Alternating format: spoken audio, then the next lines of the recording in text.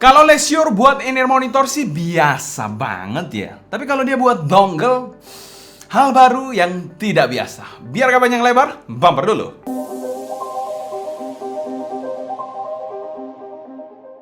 Halo semua, selamat datang di channel Sound Dikit bersama dengan saya Sebastian. Seperti biasa akan sharing info dan racun mengenai dunia personal audio, baik itu ada portable ataupun desktop audio. Barang baru lagi nih dari jajaran brand Leisure yang patut untuk diikuti. Sebuah dongle terbaru dari Leisure yang diberi nama codename DT03. Dan DT03 sendiri adalah dongle ketiga dari Leisure, di mana sebelumnya ada DT01 dan DT02 yang mungkin out of radarnya saya ya. Mungkin mereka sudah rilis tapi belum terlalu berhasil, belum terlalu works di pasaran, dan baru sampai di radar saya setelah DT03. Jadi for your info, mereka sudah ada rilis DT01 dan 02 sebelumnya. Makanya ini diberi nama 03 sebagai penerus generasi ketiga. Di mana DT03 ini ditenagai oleh dua buah ES9219C, di mana yang mendukung DSD sampai 256. Untuk output kalian gak usah bingung karena dia sudah mendukung output 44 dan 35 dengan kabel USB-C yang disable, jadi bisa kalian ganti-ganti dengan mudah banget. Bahkan plug and play aja sih. Dan tentu saja sudah ada tombol fisik di dongle satu ini dan sebuah switch dedicated untuk menaik turunkan gainnya. Jadi sudah memenuhi standar sebuah dongle kekinian sih. Dan kita mau thanks berat untuk Leisure sebagai sponsor video review kali ini. Semua link pembelian saya taruh di kolom deskripsi di bawah buat kalian yang tertarik.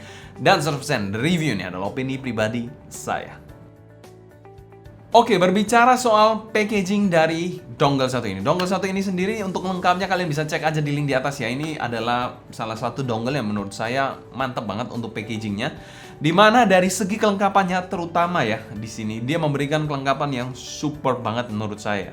Tentu saja ada dongle, lalu USB-C to C, USB-C to C yang kabelnya panjang ya. Lalu sebuah adapter USB-C ke A, kitab-kitab, dan tidak lupa sebuah case. Ya kalian gak salah dengar, ini mungkin baru pertama kali saya alami ya. Dia memberikan case langsung dari paket penjualannya. Dongle-dongle yang saya punya, bejibun, gak pernah ada case-nya sama sekali. Ini langsung diberikan dalam paket penjualan. Biasanya mungkin high-end dongle yang di 3 jutaan baru kasih case ya. Ini enggak, ini dalam paket penjualannya sudah langsung diberikan case. Mantap banget Leisure. Dan secara umum kami berikan skor A+ untuk packaging dari dongle satu ini. Dongle 1,5 jutaan ke bawah tidak pernah ada yang memberikan case. Dan USB-C-nya rata-rata cuma satu, ini memberikan 2. Mantap banget sih untuk DT03 ini. Selain kita bahas build quality dari dongle satu ini. Oke, build quality dari dongle satu ini sendiri berbahan aluminium dan PC resin ya. Dengan bagian atas sendiri ada LED-nya. Ini sampling rate indicator juga ya. Di bagian bawahnya polosan, ada tulisan Leisure di sini. Dan untuk bagian sampingnya ini polosan di bagian sini ya, lebih membulat, dan di bagian sininya agak sedikit lebih datar. Di sini ada tombol-tombol dan juga switch untuk low dan high gain-nya. Di bagian depan sendiri ada 44 dan 3,5. Ini bahannya polikarbonat resin gitu ya. Di bagian sini juga ya. Nah, ini kayak resin gitu. Polikarbonat resin gitu ya, mungkin namanya tulisannya gitu sih, saya nggak tahu. Ini mungkin plastik lah ya gampangnya ya. Jadi di sininya metal ya, yang di bagian depan, bawah sama samping ini metal, yang di bagian sini sama depan ini bagiannya plastik di situ. Dan ini adalah case-nya dari dongle ini, bawaan ya, sudah keren banget bentuknya ya. Nice sih, good looking banget di sini. Dan penempatannya juga presisi banget untuk dongle satu ini. Jadi nggak kebingungan sama sekali. Yes, that's it. Pada saat dipakai case seperti ini. Untuk build quality dari dongle satu ini bisa dikategorikan cukup minimalis saja untuk desainnya dengan warna mono black seperti ini, dan ada sebuah LED di bagian tengah yang memberikan kesan lebih atraktif untuk dongle satu ini. Selanjutnya kita bahas user experience dari dongle satu ini. Oke, untuk user experience-nya ini plug and play aja ya. Jadi kalian gak usah bingung ya, di sini langsung plug and play, langsung nyala gini LED-nya warna hijau. Dan di sini tombol volumenya sayangnya belum independen ya. Jadi mengikuti smartphone. Jadi kalian pencet naik, dia akan naik juga volumenya di smartphone. Dan di sini juga ada sebuah switch kecil di sini untuk gain, naik low dan high gain, naik turunkan gainnya di situ langsung. Jadi tanpa shortcut yang bikin puyeng. Tapi memang sangat disayangkan volumenya ini nggak independen sih. Coba lebih independen gitu akan lebih asik sih. Outputnya juga lengkap ya. Di sini kalian punya inner monitor 3544 juga bisa digunakan di dongle satu ini, tapi lebih saya sarankan 44-nya karena lebih powerful aja dibandingkan 35-nya. Dan layar di sini juga menampilkan sample rate saat kalian memutar atau memplay sebuah lagu sih. Untuk bawahnya di sini juga plug and play ya, jadi keren banget sih. Untuk USB-C-nya juga plug and play aja. Pada saat kalian mau ganti-ganti juga tinggal cabut aja, pasang langsung jalan. Untuk user experience kami berikan skor B+ ya. Ini dongle yang cukup standar, esensial, tapi sudah memenuhi standar-standar umum ya. Dia memang plug and play aja, nggak ribet-ribet klap ya. Dan juga ada sebuah layar LED di sini untuk memberitahu sample rate dan juga ya bikin lebih fancy aja untuk dongle satu ini. Mungkin kalau saya nitpicking mungkin nggak ada layarnya aja. Mungkin kalau ada layar yang kecil dan informatif akan lebih mantap harusnya ya. Tapi ya dongle kita nggak bisa berharap banyak, apalagi di angka 1,5 jutaan itu terlalu fancy sebenarnya. Just in my dream. Selain kita bahas sound quality dari dongle satu ini. Dongle satu ini mungkin bisa saya kategorikan suaranya agak neutral ya. Tidak terlalu banyak micin-micin di dongle satu ini. Berbicara soal powernya sendiri, dia untuk ngedrive inner monitor pada umumnya saya rasa nggak akan terlalu bermasalah ya. Kecuali inner monitor khusus mungkin ya. Dan untuk headphone menurut saya masih belum terlalu bisa ya. Di sini ya belum terlalu kuat lah Ferguson. Jadi kalian masih andalkan desktop amplifier. Lebih proper sih kalau untuk headphone menurut saya daripada yang mobile seperti ini. Masih agak meragukan menurut saya. Dan disclaimer di sini kita menggunakan 44, kita menggunakan Elconic dan juga 35-nya, sorry bukan 25, 35-nya kita menggunakan Hype 4 untuk mereview dongle satu ini. Oke, untuk bass dari dongle satu ini bisa dikategorikan cukup padat dan well defined, tidak terlalu banyak bumbu yang membuat bassnya terlalu tebal ataupun agresif ya. Jadi buat yang cari suara apa adanya ini masih aman sih. Bassnya tergolong rapi dan sedikit semut aja.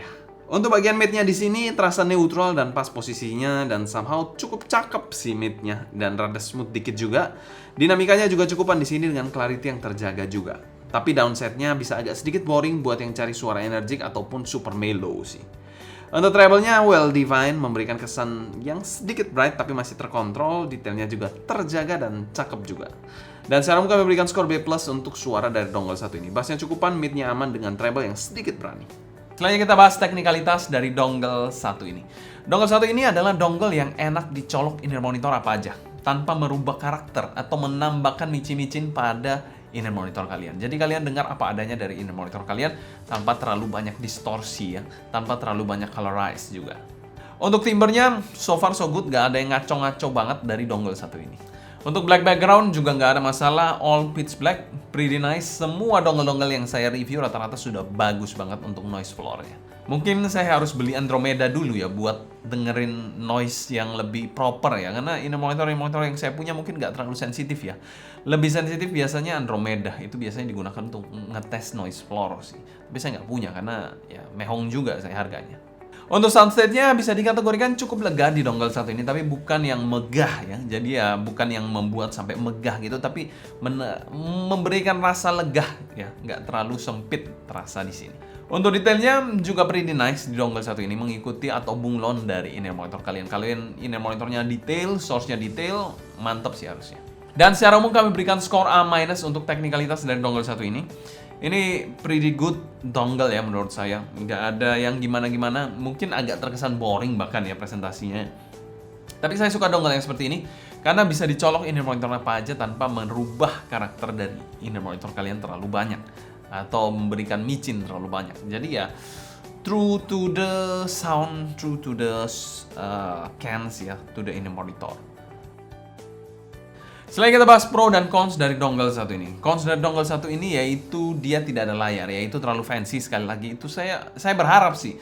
Mungkin suatu saat, kapan saya nggak tahu ya, mungkin ada ini dongle yang di bawah 1 jutaan sudah ada layar atau di bawah 1,5 sudah ada layar. Keren harusnya. Cons yang kedua yaitu dongle satu ini deal breaker sih sebenarnya buat saya. Dia nggak ada volume yang independen. Jadi volumenya ini kalian pencet, itu akan naik juga di smartphone. Jadi kalian nggak bisa mendapatkan suara yang paling nyaman untuk kalian. Ya harus mengikuti smartphone-nya. Tambah satu kebesaran, kecilin satu kekecilan. Jadi kalian nggak bisa dapat di tengah-tengah antara itu sih. Dan itu annoying banget. Menurut saya mending nggak ada layar daripada nggak ada fitur itu sih. Fitur itu penting banget, volume yang independen. Sebenarnya mungkin bisa diakali ya pakai aplikasi ya, tapi ya ribet-ribet kelap lagi sih sebenarnya. Untuk pro-nya dari dongle satu ini yaitu suaranya all rounder dan saya suka sih di dongle satu ini. Yang kedua, dia sudah memiliki dedicated switch ya untuk naik turunkan gain-nya. Mau low atau high, kalian bisa naik turunkan dengan sangat-sangat mudah dan cepat sih. Untuk pro yang terakhir yaitu dia sudah memenuhi syarat dongle kekinian, yaitu sudah dual output 44 dan 35 dan juga USB-C yang detachable. Untuk value for money ada dongle satu ini di angka 1,3 jutaan, 1,4 jutaan ya, sekitar itulah ya. Kami masukkan pada kategori good value dan kami berikan skor B+ untuk dongle satu ini. Oke, kita akan bandingkan dongle satu ini dengan salah satu dongle yang saya pegang juga, yaitu Allegro ya dari Kiwi Ears. Bagaimana perbandingan kedua dongle ini? Oke, selanjutnya kita bandingkan dengan Allegro. Dari segi fisik sendiri kalian bisa lihat ya, di sini lebih lebar, di sini lebih gendut dikit ya. Ini lebih ramping juga. Dari segi suara sendiri di DT03 ini sedikit lebih netral dibandingkan Allegro. Bassnya jelas lebih impactful di Allegro dan sedikit lebih terkontrol di DT03. Mid-nya sendiri lebih mundur di Allegro dan sedikit kurang terkontrol menurut saya. Dan bisa ada peak-nya dikit ya, mungkin agak shouty dikit ya. Jadi itu perlu diperhatikan ya. Sedangkan di DT03 ini mid-nya lebih maju tapi lebih netral dan lebih bagus aja teksturnya. Lebih terkontrol juga. Di bagian treble di sini Allegro lebih forward dibandingkan DT03 yang lebih terkontrol dan tetap dapat teksturnya tapi ya. Jadi di sini lebih kalem aja tapi tetap dapat teksturnya yang menurut saya cukup sih. Dan untuk output sendiri dua-duanya sama-sama mantap ya. Sudah 44 dan 35 support dengan kabel USB-C yang juga sudah detachable. Jadi ya sudah memenuhi syarat dongle kekinian sih. Kesimpulan, DT03 adalah dongle yang menurut saya pretty good. Diajak colok in monitor apa aja, asik sih harusnya. Mungkin sekian dulu sharing saya mengenai dongle satu ini. Kalau kalian suka, jangan lupa subscribe, klik tombol like, follow Instagram, TikTok, and Discord kita @sounddignity agar kalian tidak ketinggalan update terbaru mengenai dunia portable dan desktop audio. Kalau kalian ada pertanyaan seputar dongle satu ini, feel free tulis pertanyaan kalian di kolom komentar di bawah ya. Mungkin sekian dulu untuk video kali ini. Saya Sebastian dari Sound Dignity pamit undur diri. Sampai jumpa di video berikutnya. Happy listening, stay healthy. Ciao.